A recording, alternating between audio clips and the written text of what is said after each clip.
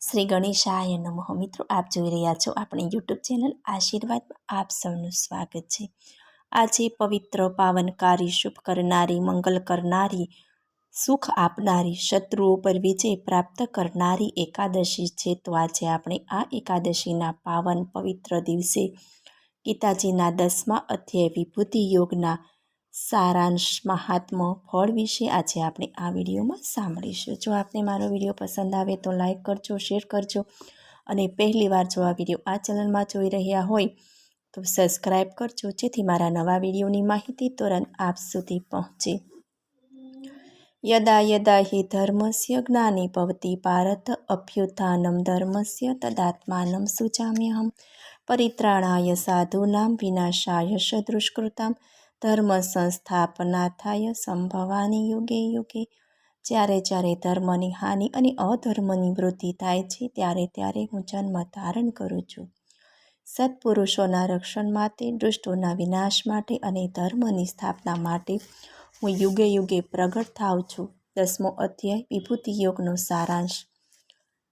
શ્રી કૃષ્ણ કહે છે કે હું જ્ઞાન અને શક્તિનું મૂળ કારણ છું. તેથી મહર્ષિઓ અને દેવતાઓ મારા પ્રભાવને જાણતા નથી.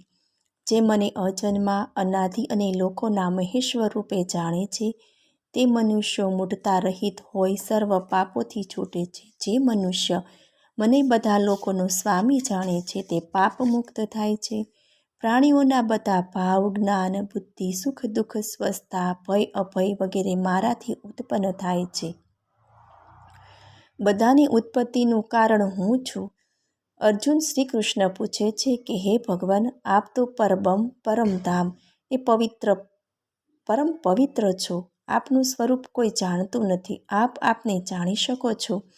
આથી ભગવાન કહે છે કે યાદવોમાં વાસુદેવ, પાંડવોમાં ધનંજય, મુનિઓમાં વેદવ્યાસ, કવિઓમાં શુક્રાચાર્ય હું છું. જગતની સર્વ વસ્તુઓ મારા તેજથી ઉત્પન્ન થયેલી છે. આખું જગત મારા એક અંશથી ધારી રહ્યો છું. બસ આટલું તું જાણ.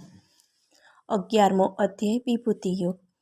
ભગવાન શ્રી કૃષ્ણ અર્જુનને કહે છે કે હે અર્જુન, હું તારા હિતને માટે કહું છું તે તું સાંભળ. મારી લીલાને ભૃગુ જેવા મહર્ષિ કે દેવો પણ જાણતા નથી. કેમ કે તે બધાનું આદિ કારણ તો હું જ છું. મારી કૃપા વિના મને કોઈ જાણી શકતું નથી. તે બધાનું મૂળ હોવાથી અનાદિ અજન્માને પરમાત્મા જાણે છે. તે મનુષ્ય મોહરહિત થઈ બધા પાપોથી મુક્ત થઈ જાય છે. હે અર્જુન, બુદ્ધિ, જ્ઞાન, ક્ષમા, સત્ય, વ્યાકુળતા, દમ, શમ, સુખ દુઃખ, ઉત્પત્તિ, નાશ, ભય અભય, અહિંસા, મમતા, તૃપ્તિ, તપ, દાન, યશ, અપયશ સગળું મારી પ્રેરણાથી થાય છે. ભૃગુ વગેરે સપ્ત ઋષિગણ અને 14 મુનિઓ મારા સંકલ્પથી ઉત્પન્ન થયેલ છે. તે આ બધી પ્રજા પણ તેમની જ છે. મારા વિભૂતિ યોગને તત્વથી જાણે છે.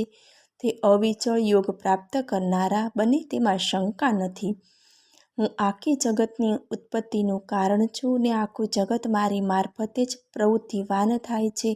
એમ સમજી શ્રદ્ધા ભક્તિવાળા પંડિતો મને હંમેશા ભજે છે. તેઓ મારામાં મન લગાડનારા, પરસ્પર મારો બોધ કરનારા ને મારી કથા કરનારા હોય નિત્ય સંતુષ્ટ રહે છે અને મારામાં હંમેશા રમણ કરે છે. તેઓ મને પામે છે. તેમના અંધકારનો હું હંમેશા નાશ કરું છું. અર્જુન શ્રી કૃષ્ણને પૂછે છે કે હે ભગવાન, આપ પરબ્રહ્મ, પરમધામ અને પવિત્ર પાવનકારી છો. આપને સૌ ઋષિજનો સનાતન દિવ્ય પુરુષ અજન્માને સર્વવ્યાપી કહે છે. તે રીતે ઋષિગણ નારદ, અસીલ ને દેવલ ઋષિ, મહર્ષિ વ્યાસને આપ પોતે પણ કહો છો. જે કંઈ આપ મને કહો છો એ સર્વને હું સત્ય માનું છું. દેવોને દાનવો પણ આપના લીલામય સ્વરૂપને જાણતા નથી. આપ જ તે કહી શકો છો. હે યોગેશ્વર, હું કયા પ્રકારે ને કયા કયા ભાવથી આપનું ચિંતન કરું. આપની યોગ શક્તિ, આપની વિભૂતિ વિશે આપ મને વિસ્તારથી ફરીથી કહો. શ્રી કૃષ્ણે જવાબ આપ્યો કે હે અર્જુન, મારા વિસ્તારનો કોઈ પાર નથી ને અંત પણ નથી. એટલે મારી મુખ્ય વિભૂતિઓ અંગે કહીશ. હું બધા પ્રાણીઓના હૃદયમાં રહેલો છું ને સર્વભૂતોનો આદિ ને અંત હું છું. હું આદિત્યોમાં વિષ્ણુ, પ્રકાશોમાં રવિ, મરુતોમાં મરીચી, નક્ષત્રોમાં તારા ને ચંદ્રમાં હું છું. વેદોમાં સામવેદ, દેવોમાં ઇન્દ્ર, ઇન્દ્રિયોમાં મન, ભૂતોમાં ચેતના, રુદ્રોમાં શંકર, યક્ષોમાં કુબેર, વસુઓમાં અગ્નિ, ગિરિઓમાં મેરુ, પુરોહિતમાં બૃહસ્પતિ, સેનાપતિઓમાં કાર્તિક સ્વામી, જળાશયોમાં સાગર, મહર્ષિઓમાં ભગુ, વાણીમાં ઓમ, યજ્ઞોમાં જપ યજ્ઞ પણ હું જ છું. સ્થાવરોમાં હિમાલય, વૃક્ષોમાં પીપળો, દેવર્ષિઓમાં નારદ, ગાંધર્વોમાં ચિત્રરથ, સિદ્ધોમાં કપિલ મુનિ, ઘોડાઓમાં ઉષશ્રવા, ગજેન્દ્રોમાં ઐરાવત, પુરુષોમાં શનિ, હથિયારોમાં વ્રજ, ગાયોમાં કામધેનુ, પ્રજા ઉત્પત્તિમાં કામદેવ, સર્પોમાં વાસુકી, નાગોમાં શેષનાગ ને જળચરોમાં વરુણ પણ હું જ છું. પિતૃઓમાં અર્યમાં, સંયમ કરનારાઓમાં યમ, દૈત્યોમાં પ્રહલાદ, ગણતરી કરનારાઓમાં કાળ, પ્રાણીઓમાં સિંહ, પક્ષીઓમાં ગરુડ, શસ્ત્રધારીઓમાં શ્રીરામ, માસલાઓમાં મગર ને નદીઓમાં ગંગા હું છું. આમ સૃષ્ટિનું આદિ, મધ્ય ને અંત પણ હું છું. વિદ્યાઓમાં આધ્યાત્મ વિદ્યા, વાદ વિવાદ કરનારાઓમાં વાદ, અક્ષરોમાં અકાર, સમાસોમાં દંડ સમાસ ને અવિનાશી એવા કાળને સર્વત્ર જોનાર ધાતા અંતર્યામી પણ હું જ છું.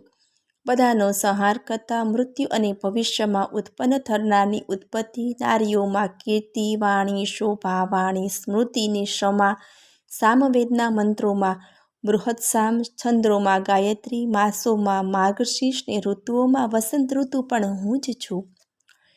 છળ કરનારાઓમાં જુગાર, તપસ્વીઓમાં તેજ, તેજસ્વીઓમાં તેજ, વિષયકર્તાઓમાં જય, ધંધાઓમાં ઉદ્યોગ, સાત્વિકોમાં સત્વ, યાદવોમાં વાસુદેવ, પાંડવોમાં ધનંજય, વેદાર્થમાં મનનશીલ, મુનિઓમાં વેદવ્યાસ, કવિઓમાં શુક્રાચાર્ય, દમન કરનારાઓમાં નીતિ, ગૃહ્યોમાં મૌન, તત્વજ્ઞાનીઓમાં જ્ઞાન પણ હું જ છું. હે અર્જુન, સર્વભૂતોનું બીજ હું છું. આ સચરાચર જગતમાં મારા સિવાય બીજું કાંઈ નથી. બધામાં હું જ છું. હે પરમ તપ, હું અનંત હોવાથી મારી વિભૂતિઓ મેં અતિ ટૂંકમાં સંક્ષેપમાં તને કહી સંભળાવી. જે પદાર્થ ઐશ્વર્યવાળો, સૌંદર્યવાળો, શક્તિવાળો હોય તે સર્વ મારા તેજના અંશથી ઉત્પન્ન થયેલા જાણ.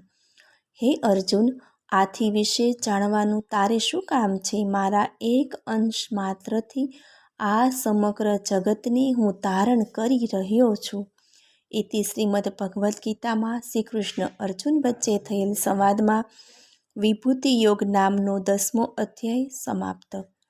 10મા અધ્યાયનું મહાત્મ્ય અને તેનું ફળ. ભગવાન શ્રી શંકર પાર્વતીજીને અને ભગવાન શ્રી વિષ્ણુ લક્ષ્મીજીને કહે છે કે હવે તમે 10મા અધ્યાયનું મહાત્મ્ય અને તેનું ફળ સાંભળો. કાશીમાં એક બ્રહ્મજ્ઞાની તપસ્વી બ્રાહ્મણ રહેતો.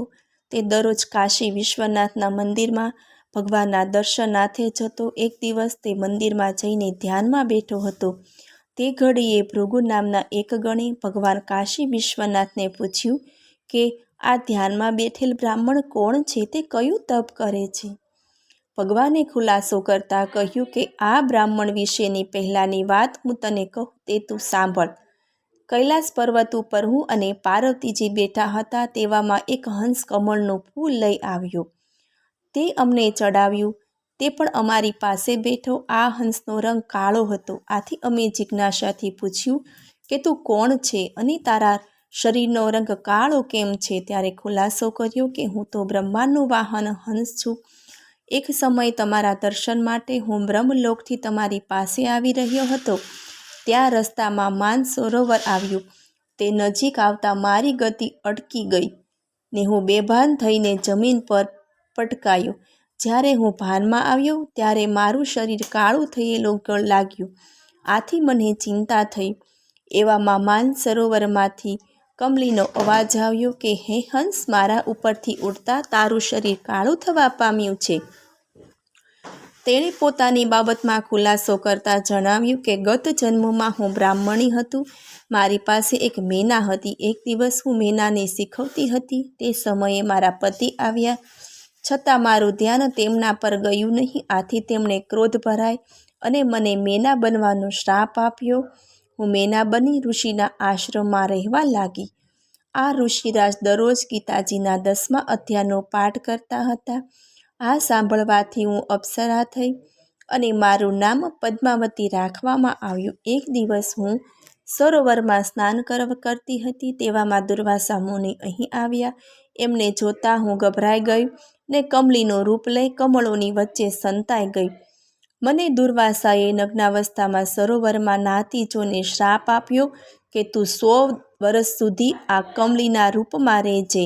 મારા 100 વર્ષ પૂરા થયા. ગીતાજીના 10મા અધ્યાયના લીધે હું બોલી શકું છું અને તમને જણાવી શકું છું કે તું પણ કોઈ બ્રાહ્મણના મોઢેથી ગીતાજીના 10મા અધ્યાયનો પાઠ સાંભળી એટલે તારો ઉદ્ધાર થશે. આમ તે હંસે બ્રાહ્મણ પાસે જઈ ગીતાજીનો 10મો અધ્યાય સાંભળ્યો. આથી તે પોતાની યોનિમાંથી છૂટી બ્રાહ્મણ થયો. આ તે જ તપસ્વી અને બ્રહ્મજ્ઞાની બ્રાહ્મણ છે. આ બ્રાહ્મણ મારું એક ચિત્તે ધ્યાન ધરી અને દર્શન કરી રહ્યો છે. ગીતાજીનો ઉદ્દેશ જીવને સંસારના બંધનોમાંથી મુક્ત કરી પરમાત્માની પ્રાપ્તિ કરાવવાનો છે. એ માટે 3 ધોરી માર્ગ બતાવ્યા છે: કર્મયોગ, ભક્તિયોગ ને જ્ઞાનયોગ. આ 3માંથી ગમે તે માર્ગ આદર, નિષ્ઠા અને દ્રઢતાથી ગ્રહણ કરનાર અવશ્ય મોક્ષને પામે છે. વસુદેવ વસુતમ દેવમ કંચ ચાણૂરમર્દનમ દેવકી પરમાનંદમ કૃષ્ણમ વંદે જગદ્ગુરુ. મને સાંભળવા બદલ ધન્યવાદ. જો આપને મારો વિડીયો પસંદ આવે તો લાઈક કરજો, શેર કરજો અને પહેલી વાર જો આ વિડીયો આ ચેનલમાં જોઈ રહ્યા હોય તો સબસ્ક્રાઈબ કરજો, જેથી મારા નવા વિડીયોની માહિતી તુરંત આપ સુધી પહોંચે. ધન્યવાદ. જય શ્રી કૃષ્ણ.